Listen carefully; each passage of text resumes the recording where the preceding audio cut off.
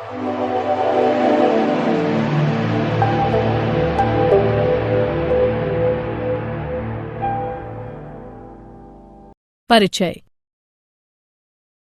एक पीढ़ी से दूसरी पीढ़ी के लक्षणों के स्थानांतरित होने की प्रक्रिया को आनुवंशिकी कहते हैं। हाँ, नई जातियों की उत्पत्ति में आनुवंशिकी की महत्वपूर्ण भूमिका है।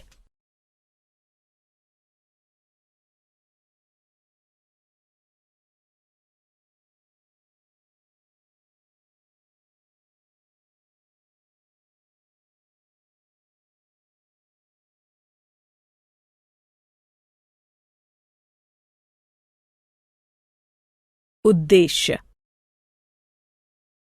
इस पाठ के अंत में आप निम्न करने में सक्षम हो जाएंगे।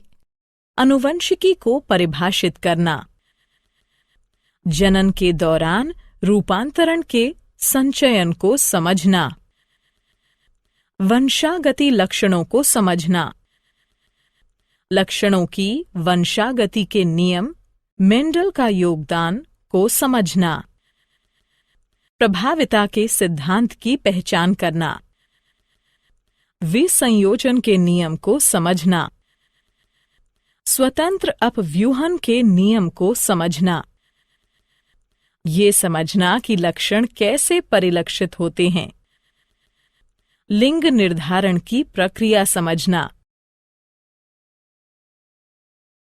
जनन के दौरान विविधता का संचयन, माता पिता तथा उनकी संतति में उत्पन्न होने वाले अंतर तथा भाई बहनों के बीच अंतर को विविधता कहते हैं।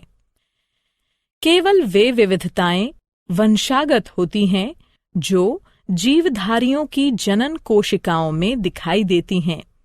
ये विविधता जाति का निर्माण करने वाले गुणसूत्र में जीन के संयोग से अथवा उत्प्रेरण के कारण पैदा होती है।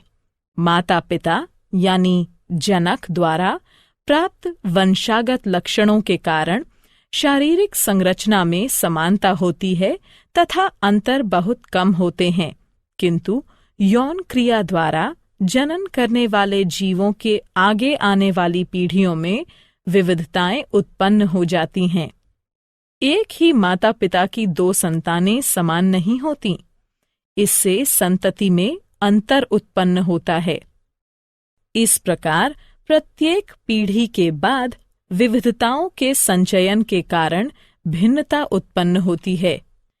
विकास के लिए विविधता कच्चे पदार्थ के समान है, आनुवंशिकी का आधार है, जीवों के नए प्रकार बनाता है, जीवों को बदले वातावरण से अनुकूलन करने में सहायता प्रदान करता है तथा प्रत्येक जीव को एक विशिष्ट पहचान देता है।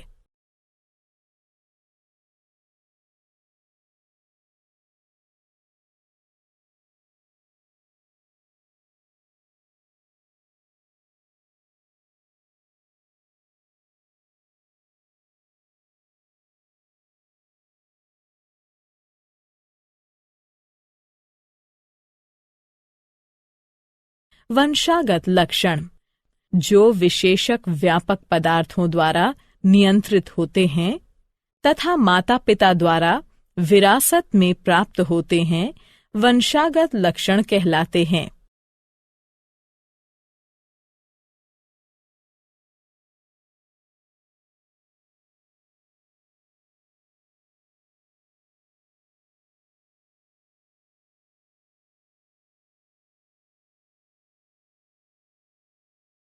गतिविधि। मनुष्य के कान दो प्रकार के होते हैं, मुक्त कर्णपाली वाले कान, जुड़े कर्णपाली वाले कान। हम दूसरे सभी के कानों का निरीक्षण करके वंशागति की प्रक्रिया को अधिक अच्छी तरह से समझ सकते हैं। हम देखते हैं कि हमारे कुछ मित्रों की कर्णपालियां मुक्त हैं, जबकि कुछ एक की कर्णपालियां जुड़ी हुई हैं।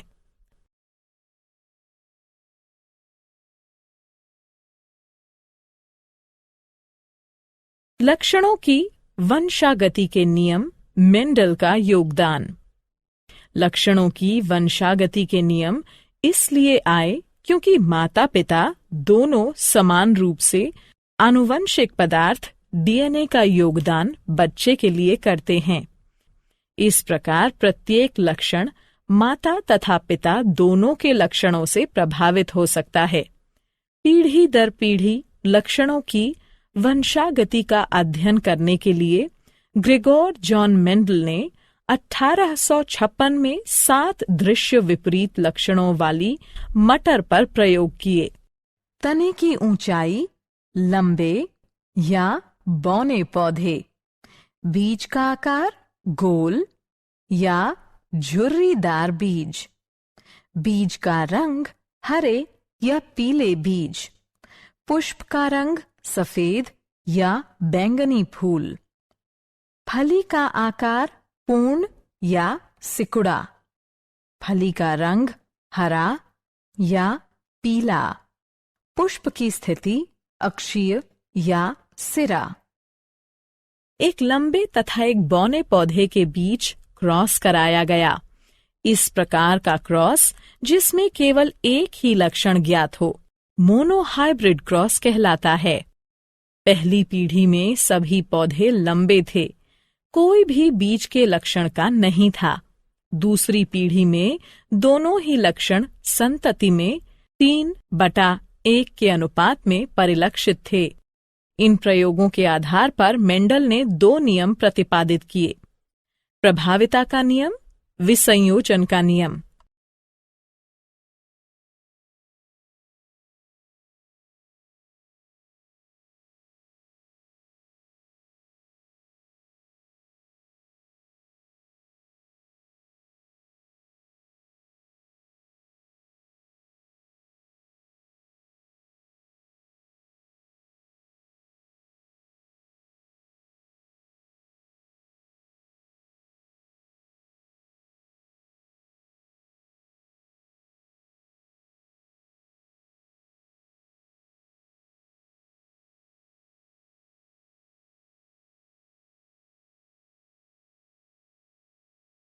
प्रभाविता का नियम।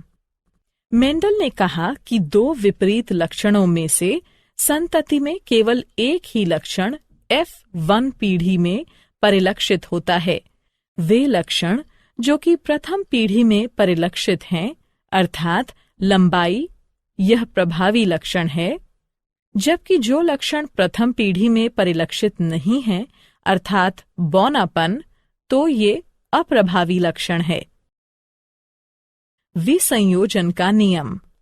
मेंडल ने कहा कि किसी भी अभिलक्षण के अगली पीढ़ी में जाने से पहले सबसे पहले जीन्स को युग्मक में पृथक किया जाता है, जो फिर आपस में मिलकर युग्मनज बनाते हैं। इसी प्रकार अपने प्रयोग में मेंडल ने बीज के 2 अभिलक्षण चुने: बीज का रंग पीला या हरा, बीज का आकार गोल या झुर्रीदार। इस प्रकार के क्रॉस जिसमें एक ही समय में 2 अभिलक्षणों पर विचार किया जाता है, द्विसंकर या डाई हाइब्रिड क्रॉस कहलाते हैं। प्रथम पीढ़ी में सभी पौधों के बीज गोल तथा पीले रंग के हैं, इसलिए गोल तथा पीला प्रभावी लक्षण हैं, जबकि हरा तथा झुर्रीदार अप्रभावी लक्षण हैं।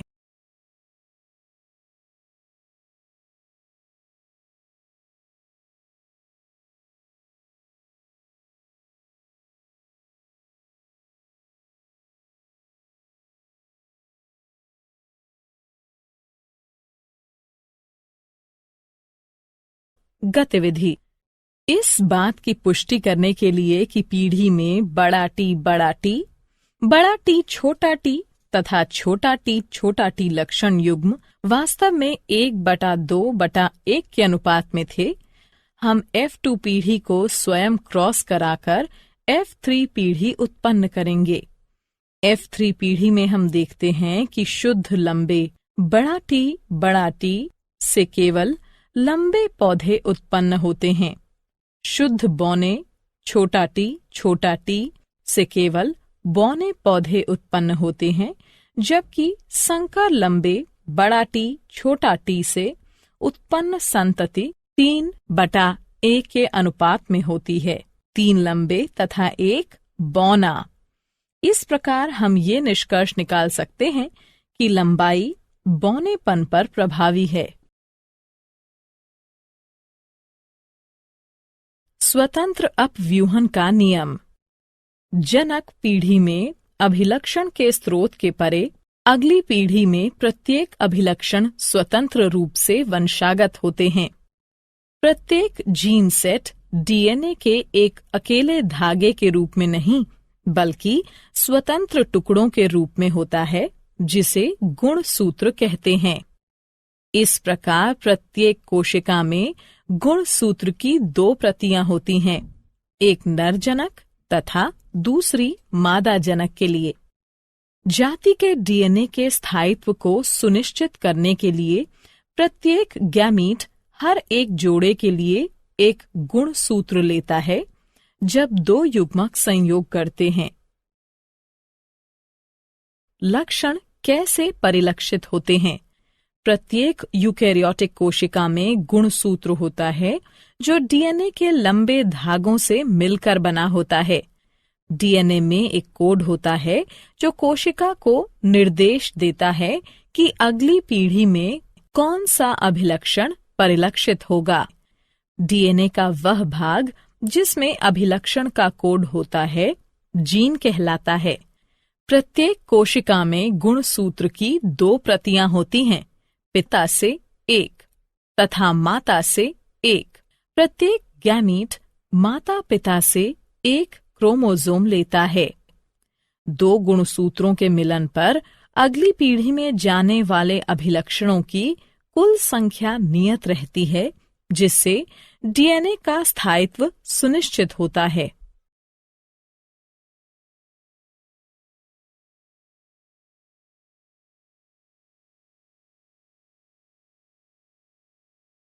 लिंग निर्धारण। बहुत से मनुष्य क्रोमोसोम में 1 प्रति माता की तथा 1 प्रति पिता की होती है तथा इस प्रकार के 22 जोड़े होते हैं, जिनमें से एक जोड़े को सेक्स गुणसूत्र कहते हैं। ये सेक्स गुणसूत्र हमेशा आदर्श जोड़ा नहीं होता है। स्त्रियों में एक्स गुणसूत्र का आदर्श जोड़ा होता है, लेकिन पुरुषों में एक गलत मेल का जोड़ा होता है, जिसमें सामान्य आकार का एक एक्स क्रोमोसोम तथा दूसरा छोटा होता है, जिसे वाई क्रोमोसोम या गुणसूत्र कहते हैं। इसलिए स्त्रियां XX हैं तथा पुरुष XY। अंतरंग के दौरान माता हमेशा X गुणसूत्र का योगदान प्रदान करेगी, चाहे बच्चे का लिंग कुछ भी हो, जबकि पिता द्वारा दिए गए गुणसूत्र योगदान से बच्चे का लिंग निर्धारित होता है। जो संतान अपने पिता से X गुणसूत्र वंशागत करेगी, वो बेटी होगी, जबकि जो संतान अपने पिता से Y गुणसूत्र वंशागत करेगी, वो पुत्र होगा। क्या आप जानते हैं? आनुवंशिकी नाम बेटसन द्वारा 1906 में रखा गया था। मेंडल को आनुवंशिकी का पिता कहते हैं।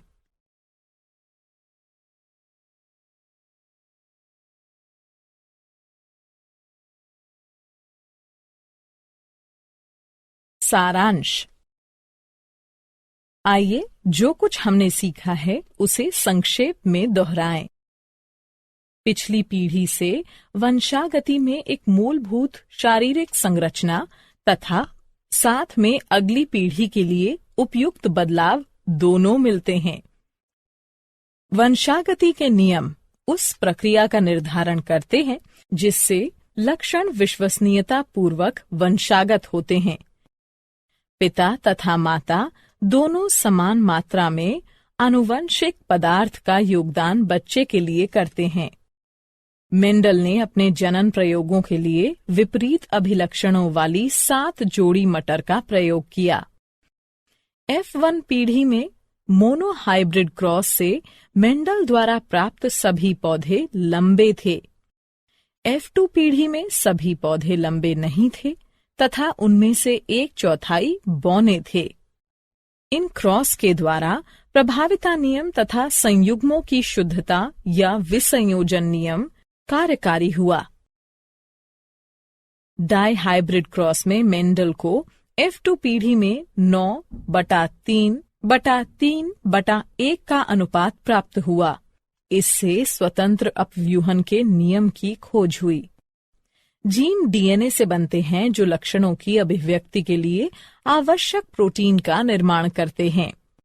मनुष्य में किसी भी व्यक्ति का लिंग आनुवंशिकी द्वारा निर्धारित होता है। मनुष्यों में गुणसूत्र के 23 जोड़े होते हैं। 23वें जोड़े को लिंग गुणसूत्र कहते हैं। स्त्रियों में XX प्रकार के सेक्स गुणसूत्र होते हैं, जबकि पुरुषों में XY प्रकार के सेक्स गुणसूत्र होते हैं। इस प्रकार पुरुषों में 44+XY युग्म तथा स्त्रियों में 44+XX युग्म के गुणसूत्र होते हैं। जीवधारियों के सामान्य लक्षणों में शारीरिक कार्यकारी अथवा व्यवहारिक बदलाव को रूपांतरण कहते हैं।